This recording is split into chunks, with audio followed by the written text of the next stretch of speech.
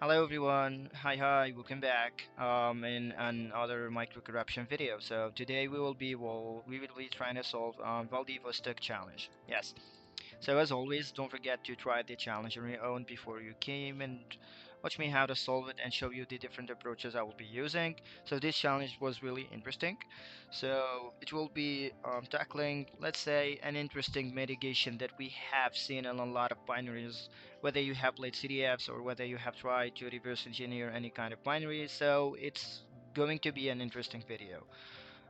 So I think let's not waste too much time and try to solve it. So what do we have? So if we try to run the program, so it's going to be giving you username with an 8 character as a maximum value. So let's try to give him, for example, item byte as always, but we have to uncheck that. If we continue, let's give him, for example, give him a password, which is item byte 123. So what do we have? So he's printing for us the username and the password he just gave us wrong. And there is something weird happening, which is he is overwriting or overriding all the code that we have. So we have to reset. So let's again try to reverse engineer statically the code, I think. So yes. So I have copied all this code, try to reverse it basically on my own. So I'm going to try to give you just an idea on how this code is working exactly. So the interesting part here, guys, about this challenge is, as you can see, when we have tried to run the program,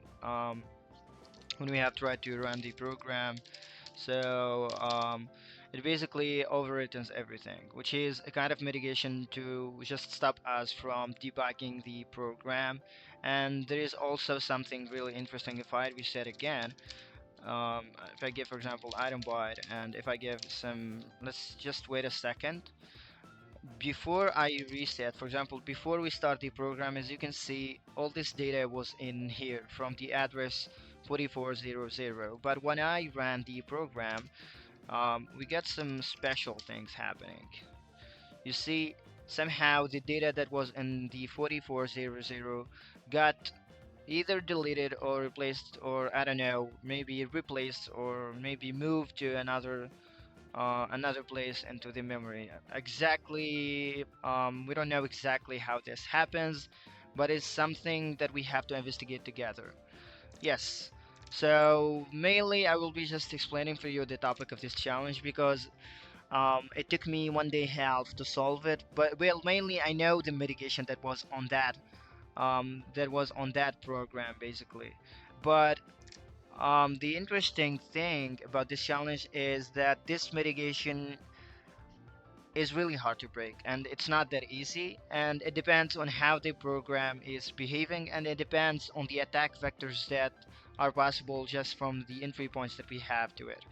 For example, just to explain exactly what this vulnerability is, so basically when he is overriding everything and he is basically changing the places of the data inside of the memory, and as you can see, it's a kind of way to just stop us from knowing exactly where the data is, where what are the addresses that we have, and all of that, and this vulnerability is called basically address space layout randomization.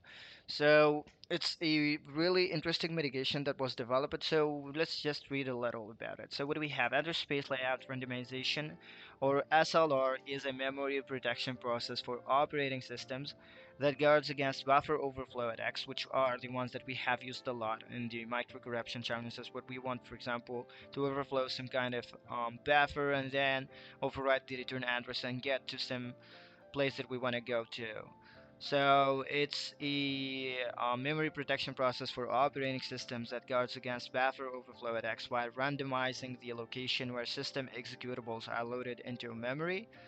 So the success of many cyber attacks, zero-day exploits, relies on the hacker's ability to know or guess the position of process and function in memory. SLR is able to put address space targets in unpredictable locations. So if an attacker attempts to exploit an incorrect address space location, the target application will crash, stopping the attack and alerting the system.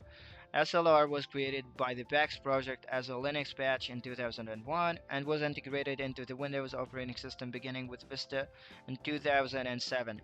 Prior to SLR, the memory location of files and applications were either known or easily determined. Okay, so back to the 2007, hackers were literally exploiting the majority of the flows that was in there because that mitigation was not there at that time. So it was a lucky those were the lucky years of the hackers. Adding SLR to Vista increased the number of possible address space location to 256, meaning attackers only had a 1 in 256 chance, which is a small chance actually, of finding the correct location to execute code. So Apple began including SLR in Mac OS X, and Apple iOS and Google Android was starting using SLR in 2011. Okay, this is interesting. So SLR is basically, guys, randomizing the address space of the process whenever you have tried to execute the program. Let's suppose you are debugging the program and you have for example, we have find the return address that we want to go to. For example, you find an exploit and you said, okay, now I can exploit that. I have the return address that I want to go to, and everything is going well. But for example, once you finish your debugging and you started your exploit, you basically the exploit is not going to work. Why? Because simply the address that you have figured out when you were debugging is just a random address. Now you have to find the actual address each time the program runs in order to get exactly the address that you want to go to. So there is some kind of, let's say, math is a huge world, but but there is some kind of math just to figure out exactly the base address of the function that you have, and then you have to figure out the offset um, from that base address so that you can exploit that vulnerability exactly that you have, for example, a buffer overflow or a heap overflow or whatever. So I think the best way to defeat this SLR now is, since we don't know exactly how we can debug all that, is just to go back to the roots, guys. I think since we have done a lot of static analysis on the programs and on the code that we already dealt with, we won't be having a problem doing the same thing with this one. So basically, it's, let's say, a long program to reverse engineer statically, but we have to do that. So it will be just taking some time to understand fully this program, and then we have, so once, as always, we finish the reverse engineering part, it's time to find a way to how we can exploit it. Yes, so let's start. So we start with the main. So what do we have? So he's calling the function random. So random is going to be returning a random number, and the random number is going to be returned on the register 15. And then register 11 is going to be having what's in the register 15, and then register 11 is going to be ended with this little value, which is 0x7FFE. And then the register 11 is going to be also added to this number. So basically he's in here trying to generate a random number, then he is trying to put it in some kind of boundary by ending it with this value and then adding this value, and then he's calling again random, and then he is just returning the return of that random function to the register 15, then putting the result inside of the register 10. So register 10 will be having another random value. Then he started pushing some stuff to the stack, so he pushed that value. So pushed 0x1000, and then he pushed actually the initialize stack. So what does the initialize stack do exactly? It will be moving 0x4400 to the stack pointer. So he just pushed that address. So he basically pushed 4400, and then he called and he pushed that random let's say, data that we have generated, and then he will be calling memory copy. Now the thing about this is where the SLR is happening. So he will be getting the code from the stack. So if we reset again, So he will be copying all this data from here, and actually he will be copying exactly 1000 bytes of data starting from this address to a random place. So this is going to be the destination address, and this is actually the source address. So this is how randomization is happening. Each time you run the program, he will be generating a random address, and then each time he will be getting the stuff that was in the stack, and he will be copying that stuff to some random um address. And it's not just the same content of the stack. Well, it's not just the stack. I mean, he will be also copying the code itself. So he will be copying in this code. So um, he will be copying the stack and the code. Let's say the code section or the .txt. We know that it's just, I'm gonna just call it the .txt, just as the section of the .elf. Choose just some random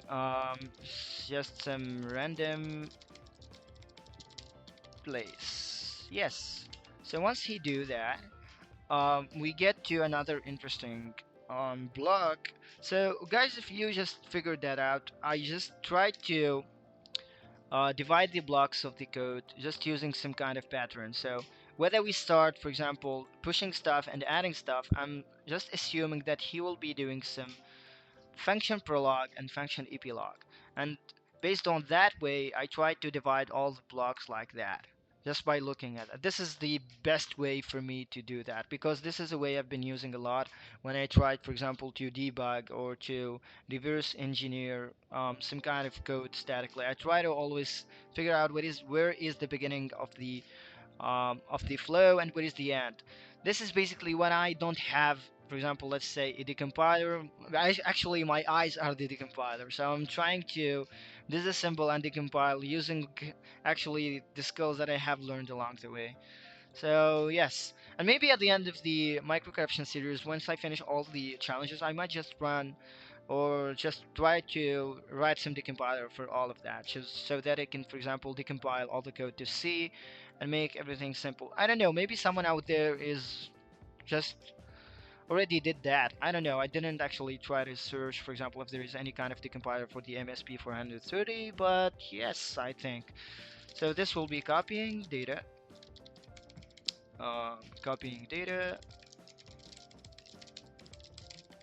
Yeah. So we now start moving what's in the register 11, which is the second random number that we have generated onto the register 15, and then we register 15. We end it with this, let's say, number, um, and then we move again what's in the register 11 into the register 14, and register 14 is going to be having just a subtraction. So it's going to be having the offset between the first number that we have generated and the second one.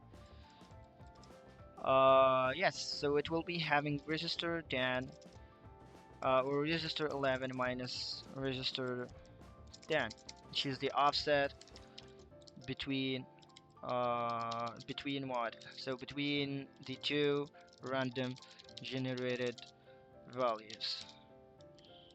Yes, so this is what will be happening inside of the register 14, and then we again try to set it inside of a boundary by adding some kind of value. So register 14 equals to 0xFF00, and register 13 will be equal to register 11.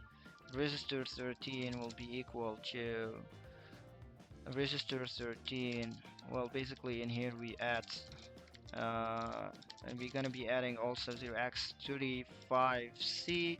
So we're basically trying to kind of calculate some kind of offset because we will be calling that offset again.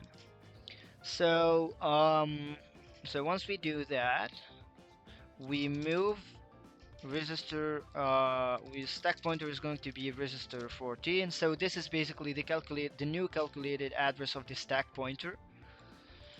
Okay, so this is, yes, so this is after doing all these calculations, he actually just calculated a new offset for the stack pointer as a base address.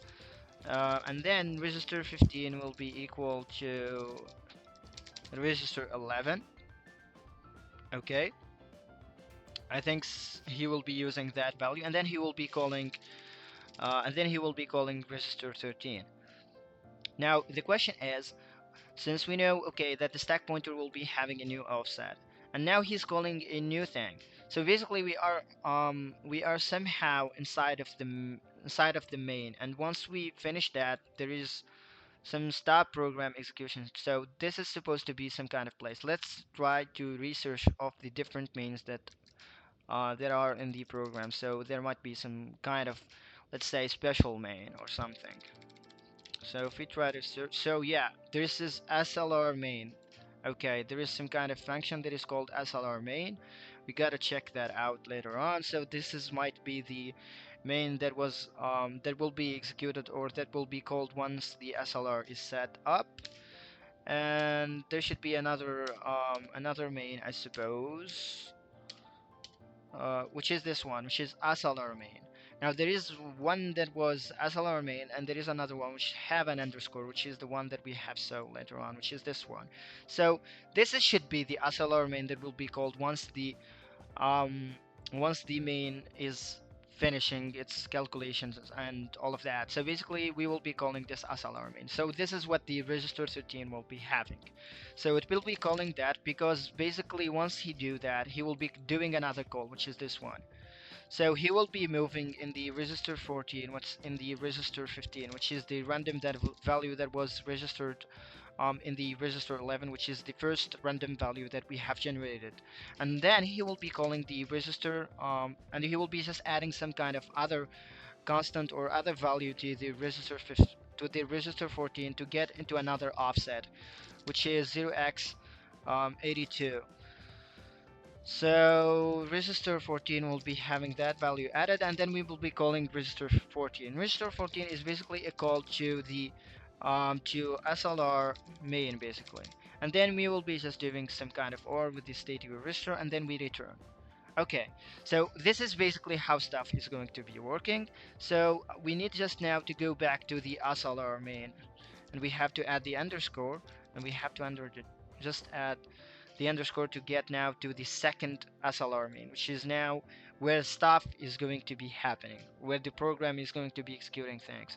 So just before we start doing everything, since now there is a lot of stuff that is going to be happen inside of the stack, I'm going to be adding another stack layout in here. This is basically just some stack layout where we will be trying to just save things and try to see what is the stack layout, just doing the static analysis. This is basically what I do. I try to reverse engineer the code and try to just get a stack behind the code. I basically do the debugger job because I do not have a debugger basically, so I'm going to be doing that manually. Yes. So what do we have? So we are going to be, the first thing that we will be doing once we get into the SLR main is to push the two registers, which are the register 11 and the register 10, which are having the two random values that we have generated. So we are basically going to be just saving them, and then we might be using that values, I think. So what do we have? So the first thing to do before we push those values, actually there is another interesting thing. Before when we have called this function, so if we just go in here, where is exactly the call? I suppose there is a call to register 14 or something. Yes, when we have done that call, we basically do have, so before we call anything, we basically have to push the return address. So the return address will be just in here. So this is the return of SLR main, and then we can just jump into the other code of the SLR main. Yes. So what do we have? So we push the register 11 and the register 10. So this is register 11, this is register 10, and basically the stack pointer will be pointing in here. So this is what the stack pointer will be having now. And then we obviously just subtract 8 from the stack pointer to try to allocate some kind of data maybe in the stack. So we have to jump 8 bytes. So 1, 2, 3, 4, 5, 6, 7, 8. So the stack pointer is going to be pointing in here. Yes. Now once we have that, we will be moving the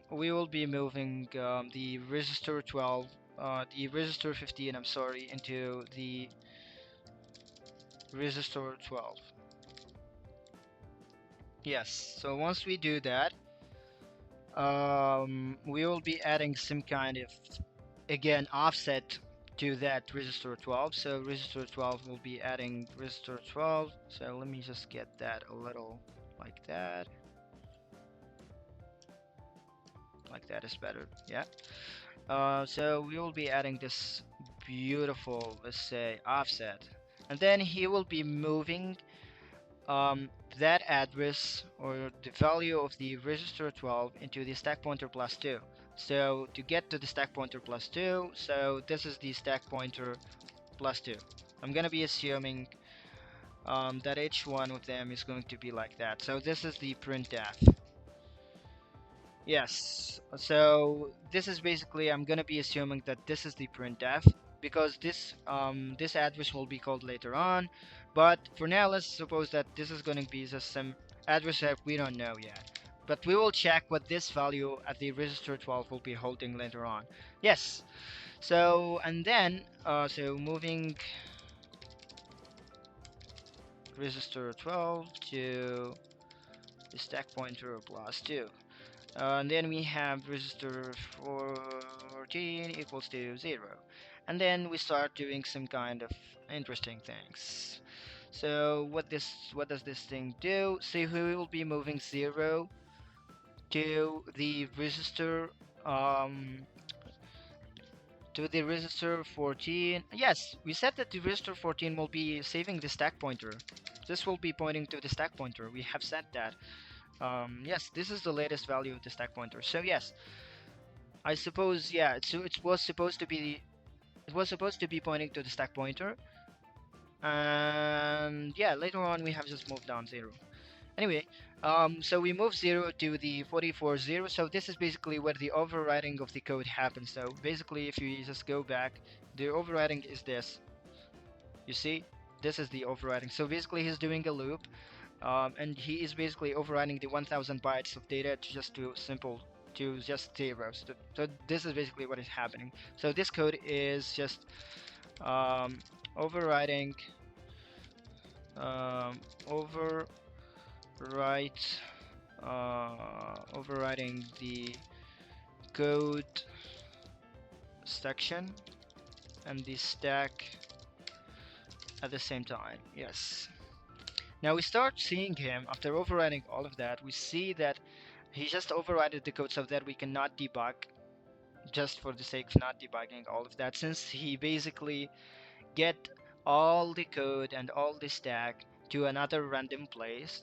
He then wanted to now start executing some other code. Yes, just to not let us debug the code, he just override everything, which is a kind of, let's say, security that he did, or a kind of mitigation to the stuff that we can do using the debugger. Okay, now once we do that, we start seeing some interesting things. So he is moving some kind of bytes into some addresses. We saw that those addresses in the previous challenge were in the heap, but I don't know exactly if that is going to be in the heap or not. But I'm gonna be assuming that he will be just filling some kind of a buffer with characters, because this character, if we try to check what this character is doing, so this is a U. This is, let's say, this is S. So basically this is just the string username. So this is basically the string username. So we can just skip all of that and check. So he's putting 0 at the end of the string, and then he's moving some kind of value inside of the 24, which is the byte before the string exactly. So this is the beginning of the string, and he's moving 0x17, which is if we go and check that, so 0x17 is 23. And what was the message that he sent us? So it's username hex. So if we go and try to see exactly what this length of the string is, so it is 22, and adding this 0 is going to be 23. So yeah, so basically this is the string username, and he is passing down the size of that string, and then he's moving the the address of that string into the register 14. So I guess this is just inserting, let's say it's just going to be inserting the username string into the memory, and then copying the address of that string into register 14. Yeah. So once we have copied that string, we clear the register 11, and then we jump to this place, which is ASLR main plus 22, which is going to be, I suppose, if we try to just calculate them, it should be one of them. Should be in this place, yes, which is just the actual address plus 0x22. But by trying to just try to understand what this code is doing, I just came out that there is some kind of call. So this call is either we know what calls are doing. So just as syscalls that are, for example, on Linux or Windows, calls are going to be the same. So it's either going to be printing something. So just by trying to understand exactly what will be happening and trying to guess what this block of code is going to be doing, I just did some basic just observations. So we saw that there is going to be some kind some kind of username, some kind of printing to the username, and we saw that he copied the username first into the memory. So the next thing that should be happening is the printing of that username. So I think this block is going to be printing the username. So I just thought that clearing the register 11 has something to do, because he's been doing that a lot. So before doing any kind of thing, he clears some kind of register, and then he's doing some call. Yeah, so I thought that this register 11 is going to be calling some kind of interrupt. So basically, just as for example um, for example the 86 and 72, for example, when you pass down a zero and you fill out some kind of registers, and then you hit, for example, the syscall instruction, you do some kind of syscall, and you jump basically to some kernel code and all of that. Well, it doesn't matter right now, but the register 11 I thought is just going to be some kind of interrupt, baby. Let's say an interrupt that's going to be called the put character or something like that. So he will be basically doing some kind of loop.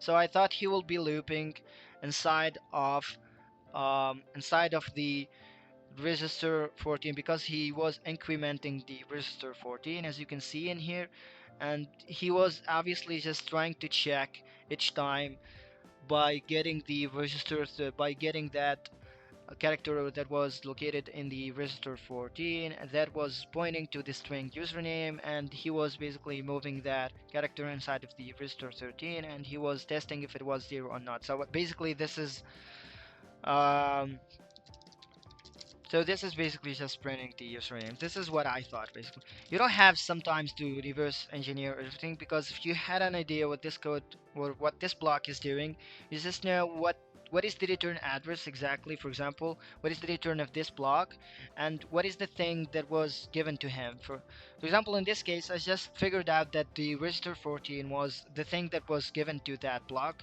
and the return was these two instructions, which were trying to check if the register 14 is a 0 or not, and it was mainly just a loop, so he was iterating through that string. Anyway, so this is printing the username.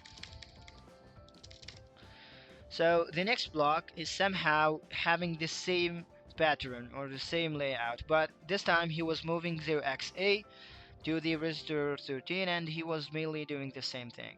So I thought this is just trying to, for example, print some kind of other character, but directly without inserting it into memory. So I just figured out why wouldn't I just try to check what this is, and it seems out to be that that was the end of line. Because once we try to print this message, we have also to go and add an end of line just to go to those two characters. So yeah, I just thought that this is also a printing of the on this um, backslash n with an end of line. And next, what do we have? So we add 0x34 to we add 0x34 to that thing. And what does this do exactly? Yes, so those were the few things that we have to check on. Also, so we have the register 13 having 0xa, and we basically added 34, and we basically did the same pattern. So I thought this will be also doing some kind of thing. So I just figured out that I can just add that to the 0xa and check what this character is exactly that he is trying to add or he is trying to print. And it seems that that was the backslash, or not the backslash, the superior character. Yeah, so this is also printing the superior character. Yeah, and then we see him doing the same pattern again. So as you can see, the thing is that if you guys just check that out, um, I didn't actually. There was a lot of pushes, and actually I was not pushing them into the stack. Why? Simply because whenever you have a push, there is this add at the end, which will be freeing the stack. So I don't have to try to say, and okay, there is a push, so I'm gonna be going to the stack and push that, and then so since he is pushing and clearing, everything is cool.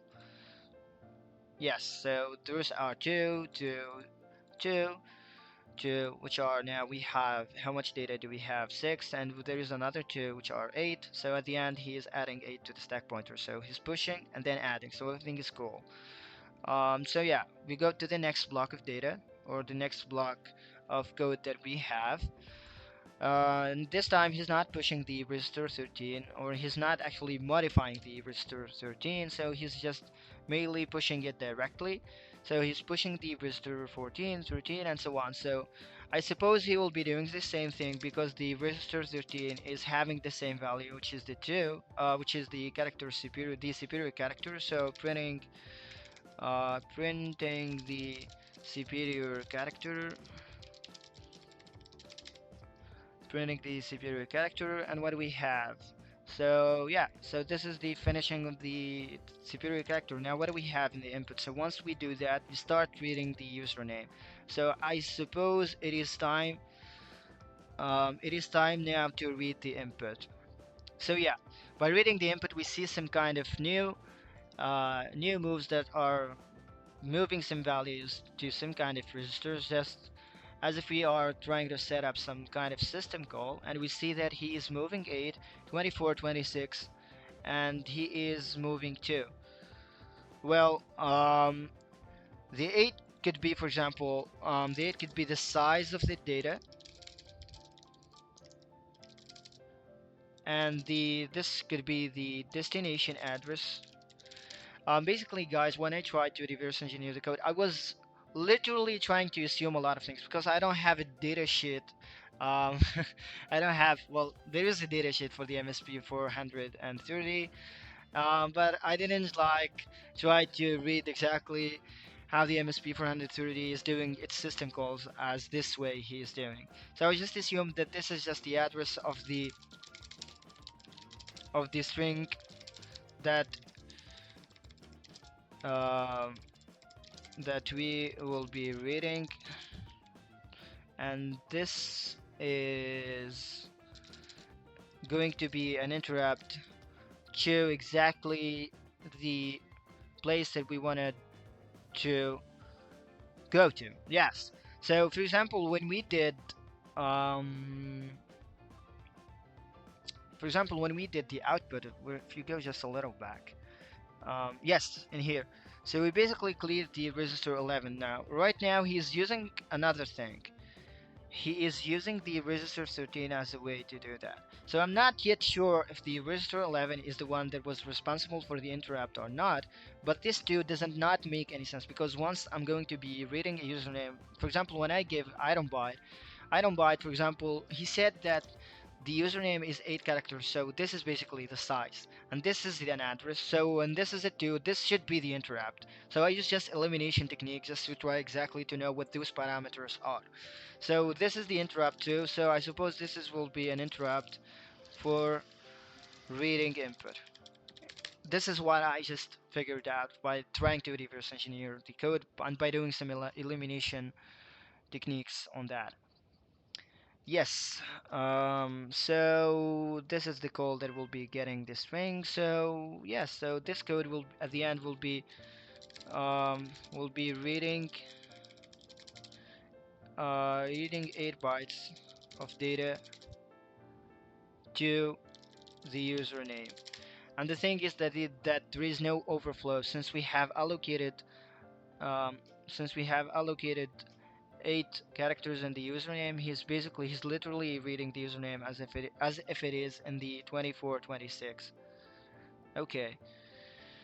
Now once we finish reading that, we see that he will be going on through that username that we have just gave in, and basically he's moving the register 11 to that address, or the register 14 to this address, which is 24.2e. So if we go back and check a little what the register 14 is having as the latest value, um, the register 14. So he's been pushing that value, pushing. Yeah, the latest value that the register for 14 was having is 0. So basically this should be moving E0 to this address. So moving so moving E0 to this address.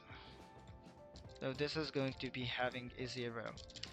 Now if you go and check this address, so if you go back to the buffer, so it is 2426 and it's 24.2e. So if you try to add, for example, if we try to add 8 to this one, and we try to hexify the value again, we get 24.2e, which is the same address as this one. So he's basically adding e0 to the end of the string that we will be given, which is the username.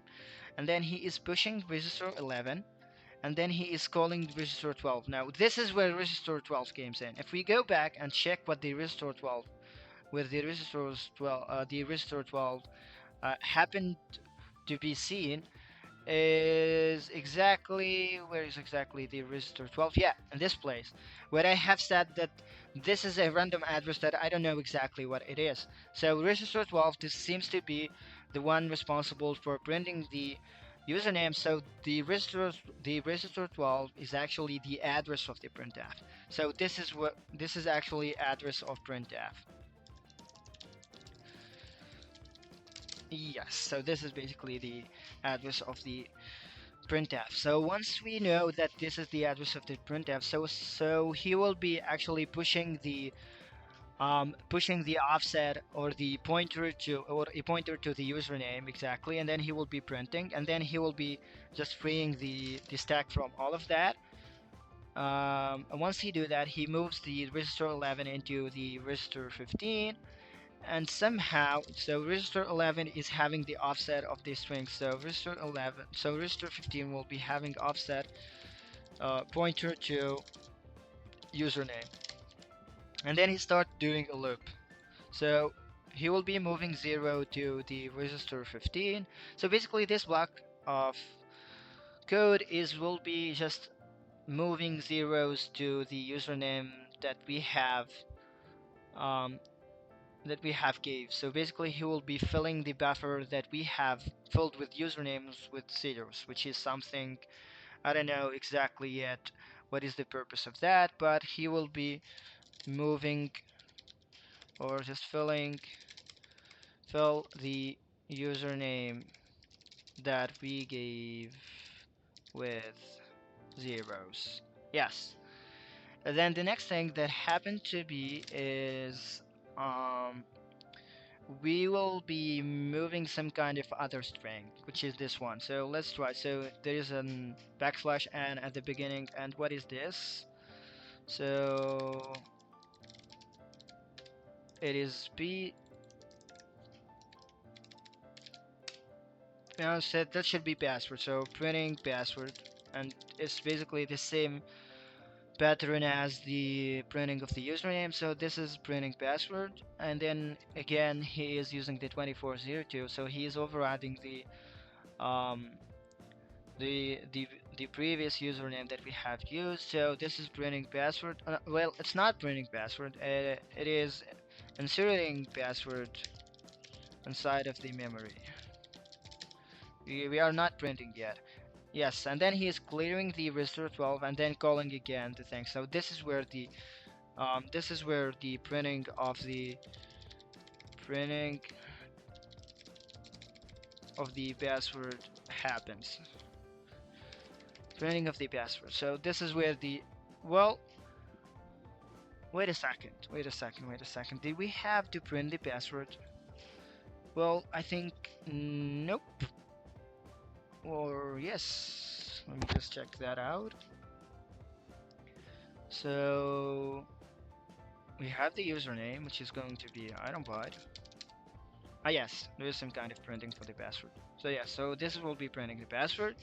And once we print the password, we add also the backslash n. So uh, printing the anti slash or the backslash n.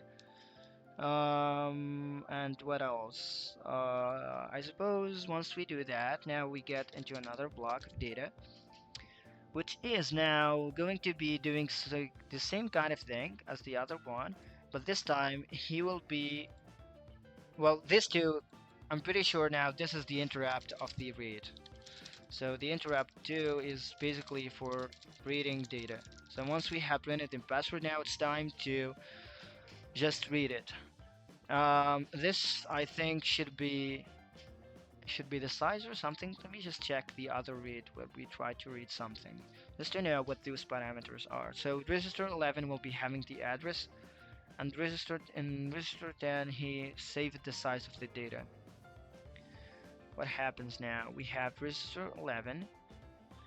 It seems out that he can either use the register 10 or any kind of other register to save the size, because register 11 will be saving the the destination address where we will be reading the data. So this is the destination address. So register 11 is going to be the stack pointer, which is the destination address, and then we add register 11 plus equal to 0x4. So we are basically adding a 4, and then we will be passing down the size, which is 0x14. So the size equals to the to 0x14, which is in the register 12. Now the thing is that we will be reading the password in the stack pointer plus 4, which is this one,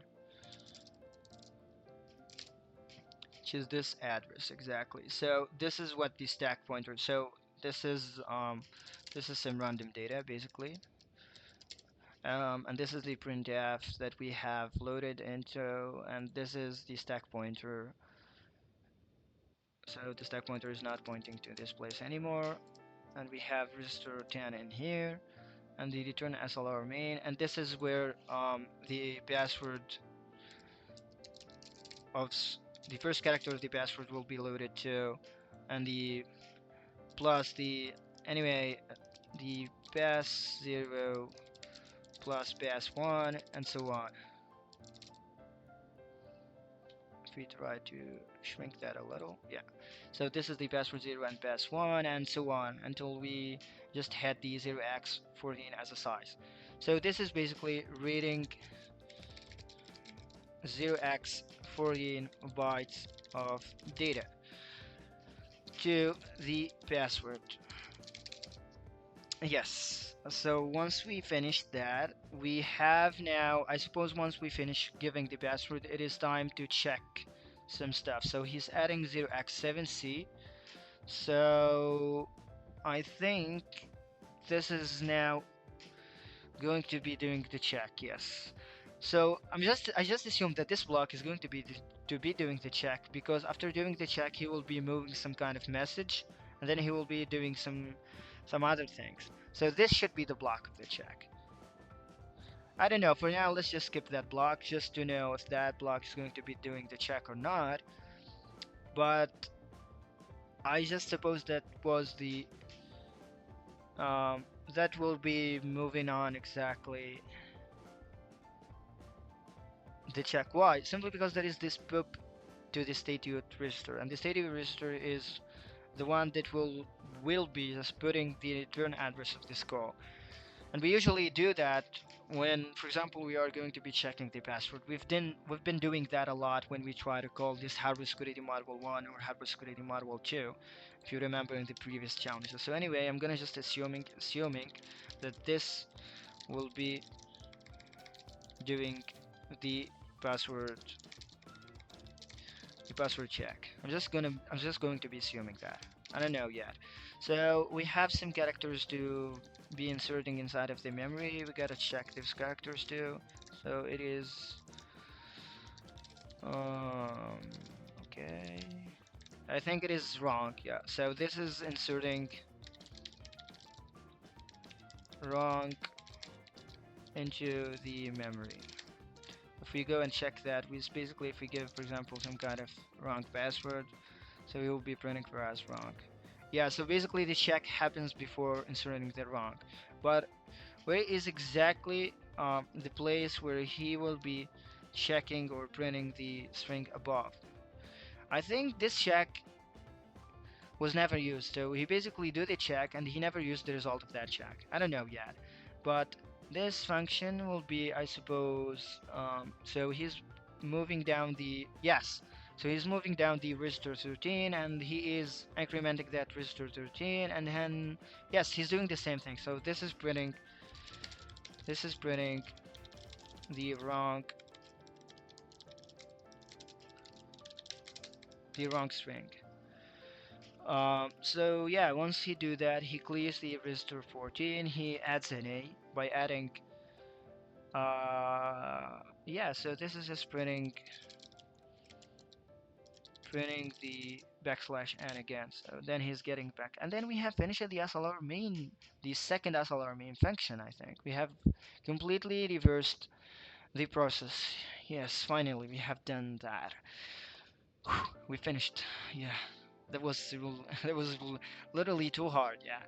And especially if you try to explain it to someone. For example, when I try to reverse that on my own, I'm basically doing my best to try to focus. And basically, fun fact, guys, when I tried to reverse engineer this code, I basically took 3 naps to completely reverse it. So I basically reversed the first part and then get a nap, just get some sleep, and then I got back to reverse the second part and just get some other sleep, and then I finished the latest part.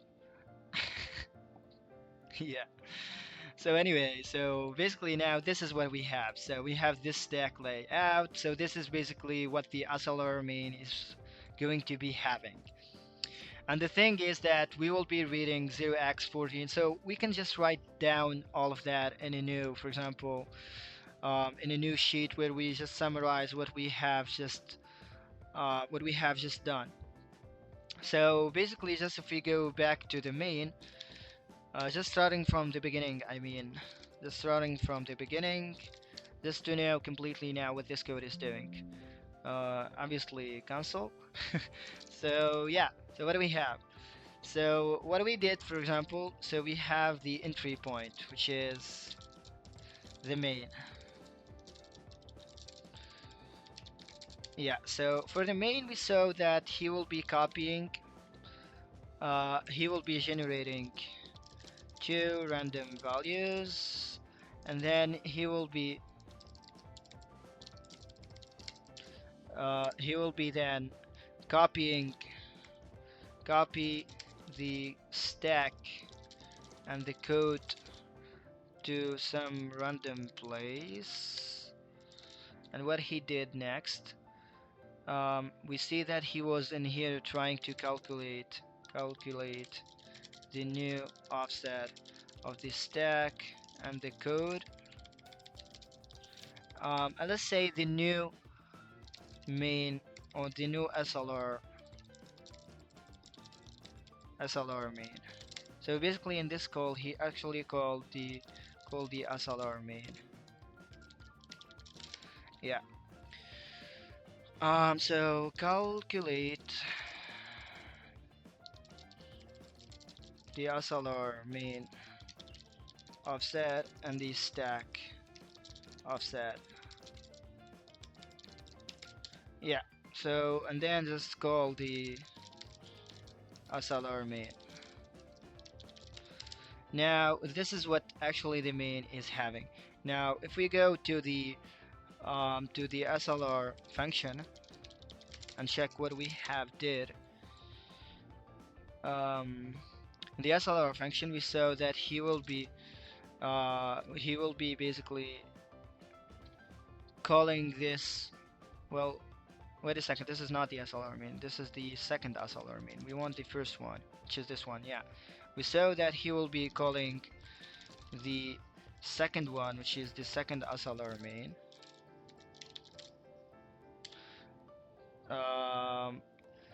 And yes, he will be calling the SLR main, but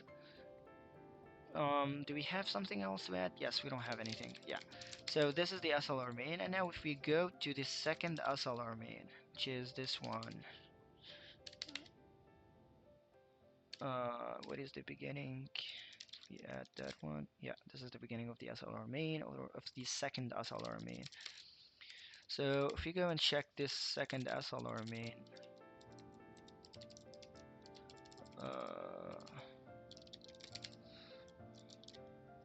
SLR main function, SLR main function.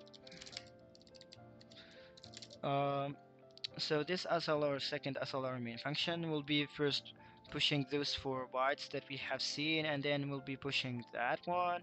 So yeah, so it pushed these 2 values, which each one of them is having a 2 bytes size, and then he was allocating some kind of data. So pushing register 11, register 10, and allocating some data of size 0x8. Then what do we have? So he inserted that printf address, so inserting that printf address, and then he overrided the code section and the stack. So he override the code section and the stack section or layout or whatever. Then he inserted the username into the memory. Then he printed the username.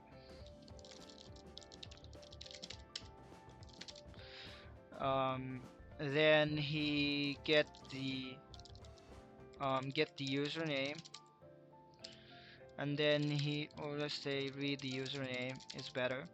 So he read the username, and then he printed actually the username message. Then he read the username, and then he prints the username, or let's say printf the username, and then he print the password message. Then he read the password, which are 0x 14 bytes of data, which are the one that we have seen in here. Oh yeah, but before that he added this on the slashes and all. We can just include them in the username message. Yeah, we print the password, and then we read we read the 0x14 passwords, and then we did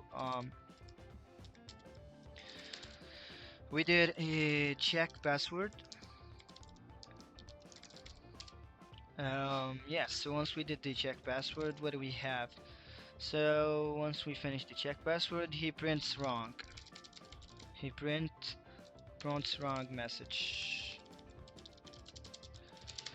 Yes, so this is what the program is doing. Now the thing, guys, is just after reading all of that, we need to find an entry point on how we can exploit. We have successfully reverse engineered this code, and we have understood what this code is doing and how it is working exactly. Now we have to find a way on how we can exploit this um, this code exactly. So the entry point should be, for example, in this case, for example, when I just took a look at the printf, the first thing that came into my mind is the printf is having is vulnerable. It's vulnerable actually to the format string vulnerability since there is no sanitizations on the username, and we are just passing that username directly to the printf, which is vulnerable to the format string vulnerability. So this is the first thing that I saw when I just took a look at the code after I just tried to reverse engineer. Now, the next thing that I thought of is how I can exploit the format string vulnerability. So I thought of trying to overriding some kind of value um, inside of the inside of the code, but it seems that, for example, I tried to find this condition on unlock door, and basically it was having some kind of value, which is I just thought why I just tried to override this 70 to 7f again and try to call the conditional unlock door. This was some of the ideas that I had, which is actually an idea that can work actually, which is trying to override the 7f using using the vulnerability that I have to just go and get the address of this exactly 70 in the stack or in the memory or whatever, and try to override that value with 7f, and then try to return this condition to return to this conditional unlock door, because this conditional unlock door is not called in the code. Yes, because I thought just this check function. What is it exactly? Just assuming that this check function is not doing the same, because I don't know if that check function is going to be doing the same thing or not. But this one, I didn't had like 100%, 100%, let's say, I don't know exactly, trust that this is the function that will be doing the conditional unlock door. This is one of the few things that I just thought of. Before that, I think I just thought of another thing. Since we can try, if we try to return to override the return of the SLR main, since the SLR main function, if we go and check that back, it's as if it was the login function that we have used in the previous challenges. It has the same layout, so it's calling another function, then it's returning. So if I can just try to override the return address of this one to, for example, let's say I'm going to be calling the interrupt function. So let's say I'm going to be overriding this return SLR main, for example, to the address of the interrupt or the second interrupt, since I figured out that there was two interrupts.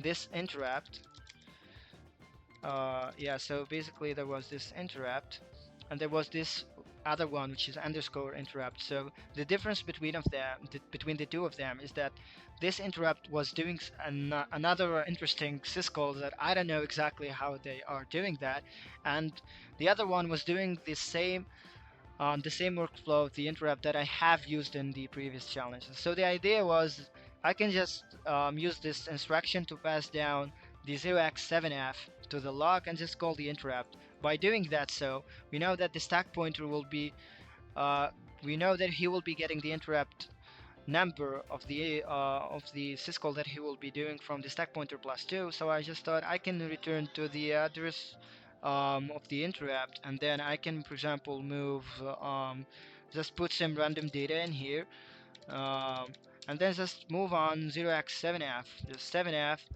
or 0x7f in here.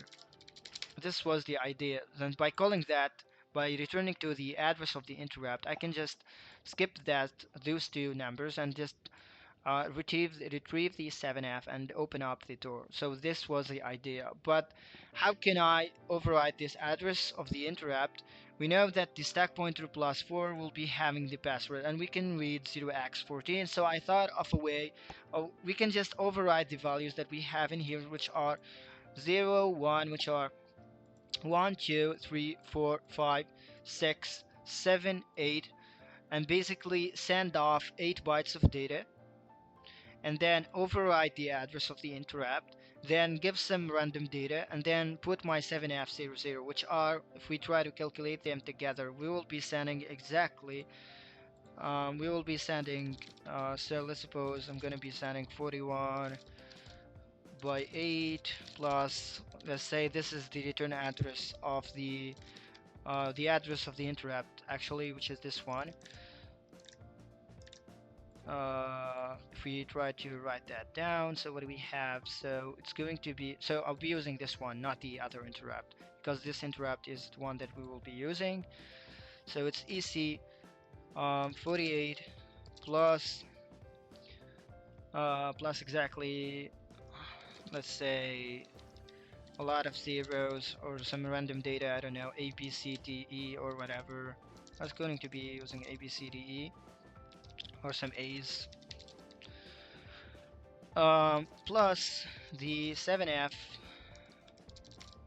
00. So this was basically the payload that I was going to be sending. So by doing that, so if we go and check the length, it should be below the 0x14 to be cool. So if you go and check the 0x14, so the, wait a second, wait. Oh yeah, the length of the payload should be divided by 2 since we are using hexadecimal values. So yeah, it is 14 and the amount of values or the amount of data that we can read for the password is 20. So for example, if I send that, I will be overriding all those values and get to the return address and override that. But the thing in here, guys, is that I don't know exactly the address of the interrupt. Why?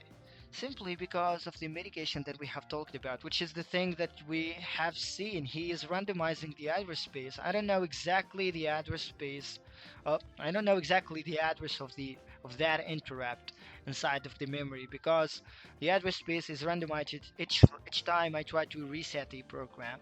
So this is the second part where I had to figure out a way of how I can, for example, try to predict the address each time I reset the lock.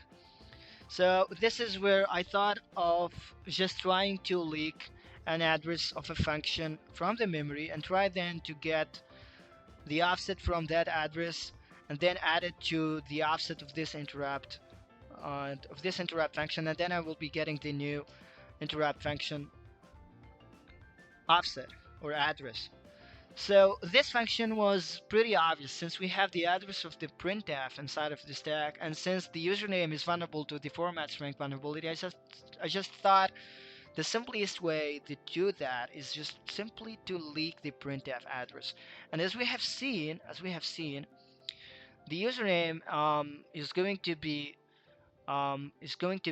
read inside of the stack. Obviously, it's going to be in the stack pointer. But if we try to leak the address of the printf from the stack pointer, then we can get the address of the printf, obviously. So the thing I thought of is by trying to use some kind of, let's say, format string vulnerability that we have used in the previous challenges to just leak the printf. So we have to jump 2 bytes and then jump 2 bytes exactly to get to the printf that we want. So it is exactly in the second in the stack pointer plus 2. So I had to jump the stack pointer and the stack pointer plus 1 to get the stack pointer plus 2. So I thought of a way just doing, for example, if I send %x, if we have said so to jump in the stack we use the %x. So if I send 2 %x, I should be landing inside of the case that will be holding the printf address. So by doing that, so we can just do that. So the username is going to be, so now I'll be trying to craft the payload for the exploit. So it's going to be percentage x to percentage access, and by doing that we want to username dot hex username, and if we print the username, so this is the username, and by giving that, so if we try to reset, we continue again, okay, reset, blocked. Okay, now if we continue, reset, we see that he has obviously leaked some values out of the stack, and this looks like an address actually. So this is basically the address of the printf. So now, since we have the address of printf, the next thing that we have to do is we have to calculate the new offset of the interrupt table. Oh, let's say not the interrupt table, it's actually the interrupt function. So we have to calculate the new offset of the interrupt function from the new address space that was randomized, and then we can just override the return address as the address of the interrupt, and then move on to the exploit that we have just try to get. Yes, so we can just automate that using, for example, let's say a little script that will be doing, so that will be generating for us, um, let's say solving all that. For example, it will be getting the address or the new offset, so the new printf offset. So we have to say, for example, the first thing is the fixed printf that we know, the offset that we know that is fixed, which is now if you go and check the code, so where's the printf? So if you go and check the printf, so printf is at 47A, and we have to check the interrupt address, or let's say the base address. Base address is better, so base address of the printf, base address of the printf of the interrupt, and this is actually the new address, of the printf. Now the base address of the interrupt should be underscore interrupt, so it is 48EC, and we have to add the 0x. Now the new address of the new address of the interrupt should be actually the fixed address of the interrupt, the fixed address from the interrupt, plus how much offset from the new address from the printf to the base address from the printf. So I'm doing that basically because the same offset will be from the base address of the interrupt that we have in here, and the new address that will be generated, and the new space address that will be randomized, or that will be generated. So by doing that, so fixed address interrupt or base address interrupt plus now the new address printf minus the base address of the printf, and by doing that, so we will be getting the new address of the interrupt. So since we need to be having that value in hexadecimal, we will be converting that to hex, and we need to strip strip the 0x from the new address interrupt, and to do that, so we can just strip that using just a simple Python code. And yes, so next thing what we have to do is we have to convert them, so we have to convert them to little endian. So to convert them to little endian, we can just do address interrupt is going to be the new address interrupt or whatever. So from 0 to, so we have to take the 2 plus the 2 from here, yeah. So we just flip the bytes, and if we try to, now we return the new address interrupt, Um, so let's suppose the new address of the printf, so in this case will be this one, which is 9A4C. I'm just going to be assuming that it was that way. So the 9A5C is actually, guys, in the range of those values because we have the end, which is FFF0. So it is in the range, which is this one. 9A is in here exactly. It's somewhere in here exactly, basically. Yes. So 9F4C, and we basically going to be new address of the interrupt by solving that one and trying to call that. So the new address of the interrupt is going to be 9BCE. Okay, so it's going to be 9BECE. We have to check that out. So since it will be going on to be 9BCE, so if you go and check that, for example, the address of the printf is 476A, and the address of the interrupt is above that address. So it should be, this one should be also above this address. So the offset seems to be cool. I think, yes, everything is cool. I think we don't have a problem. We can now, for example, craft a payload that can solve that one. Well, I can just call this function, for example, not solve, call it, for example, um, calculate interrupt, or new interrupt. Yeah. So now we have the new address of the interrupt. Now it's time to craft a payload. For example, it is going to be, I'm gonna, for example, send 41 by 8 plus, since we have now the new address interrupt of the interrupt, plus I'm gonna be filling it, for example, with A's. This one I'm going to be filling it with A's, and then I'm going to be calling 7F00. Yeah. So this is the payload. So if we print that payload, so this is the payload. So I'll be sending that one as a password to overflow, the return to overflow the password buffer, and then override the address of the interrupt, and then call the interrupt with this parameter, which is 7F00. Yeah, let's try to do that. So if we try to give now the password, so it's the same address as the printf. Yeah, so there's a problem. So program no longer is running. Let's try, for example, to reset the process and try to do the same thing, maybe. So I'm gonna be sending %x, %x. This is the address that we'll be working on, which is 819094. Okay, so I'm gonna be changing that one in here. I'm gonna be running again.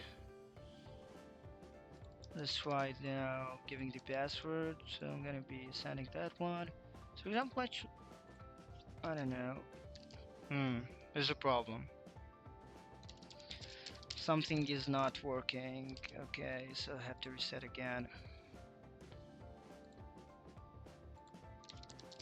I think maybe I'm calculating the offset. The offset are wrong in here. Maybe let me check that out.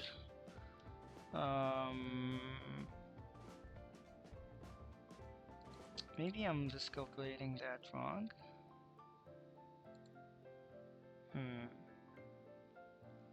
The original, the new address. How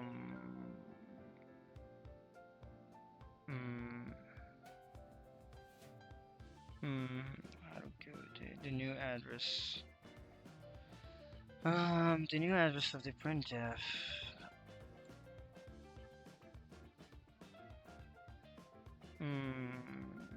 Base address of the interrupt is cool, and the base address of the printf should be cool too, I think. Base address of the printf is cool.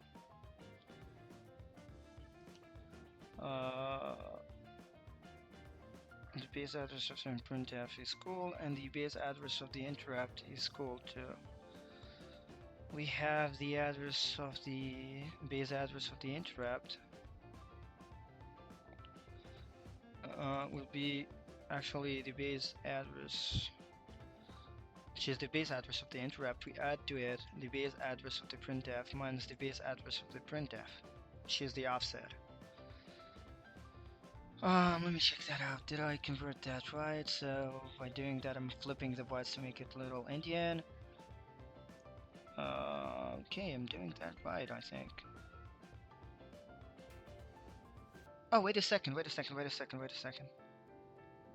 Wait, I flipped them. I know there was something wrong. I flipped them, so this is basically getting the two, just jumping to and getting that value, and then we need to just flip them together. So basically, if I try to run that again, so yeah, I've just flipped them. They were supposed to be little Indian, my bad. Let me just try now to send, for example, the username that we have, which is this one. Okay. And then try to get this address and convert it again. Okay, I'm gonna be using this one. So it is supposed to be DF 28 DF. Yeah, it's supposed to be that one. I'm pretty sure now this is going to be working. Yes, and the door is unlocked. Okay. Yes. So let's try to solve it on the server. I think to check more out that we are doing that what we are doing is right. So I'm gonna be sending to same one, which is just jumping two values in the stack. And then we have now this address.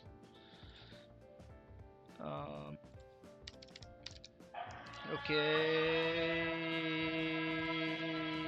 and there we have that one. Yeah, so yeah, so basically guys, we have solved that. So don't forget to follow me on Twitter, don't forget to follow me on Discord, and just join the Discord, and don't forget to subscribe. See you on the next video.